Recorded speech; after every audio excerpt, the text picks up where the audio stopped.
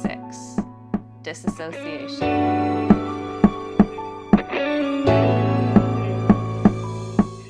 Hey Magical Misfits, it's Kate and Ivy, and welcome back to Atonement for Me. So, I talk a lot about trauma on my podcast and everywhere else, and sometimes I'll be telling a story and I'm trying to get to the main meat of the story, and the person's face just goes blank and they're just looking at me with complete horror, and then I realize I haven't told them this story before, so it's going to be more traumatic on their end than it is for me. And the reason is we all deal with trauma differently. We all deal with situations in our own way, healthy or not. But the way that I have learned to deal with particularly difficult situations or sections of my life is through disassociation. Part of that disassociation can be talking about it as if it was nothing. If I say something very matter of fact, that's just the way it is. There's no changing it. I can't change something that's already happened. I can't change a fact. So I present it in that kind of light.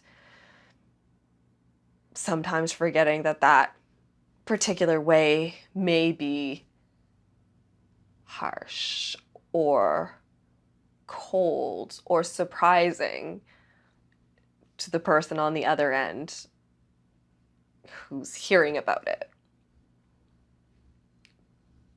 Because I have a very difficult time identifying and naming emotions. I know what's inside. I just don't always have the words for it, and I can't always explain it. So sometimes I just have to put it aside and not think about it because I don't have the words for it. I don't have the tools that I need to process it.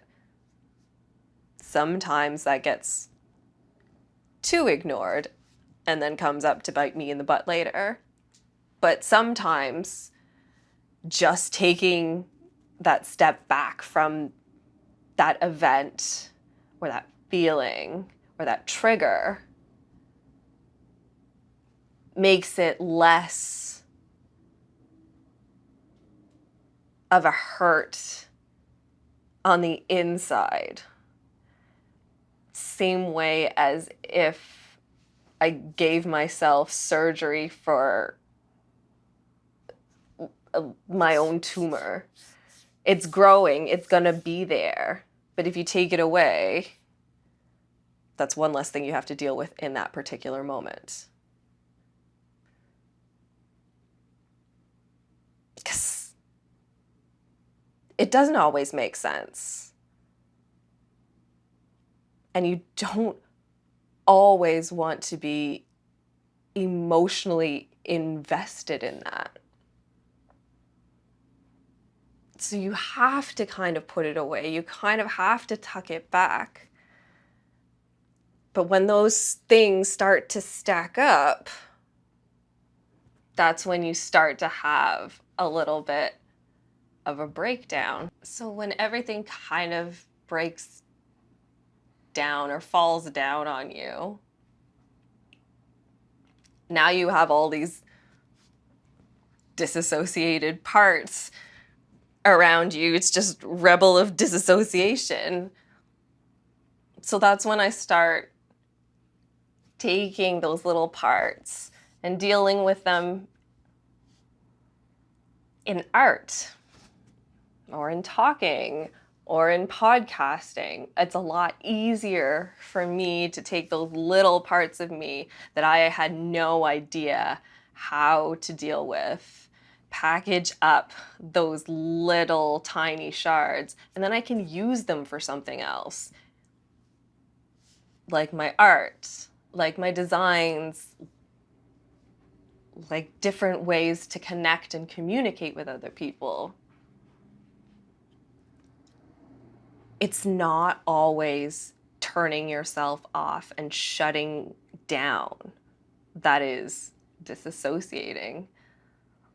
Sometimes it's just that buffer to make sure that that pain isn't all-consuming, all-encompassing everything.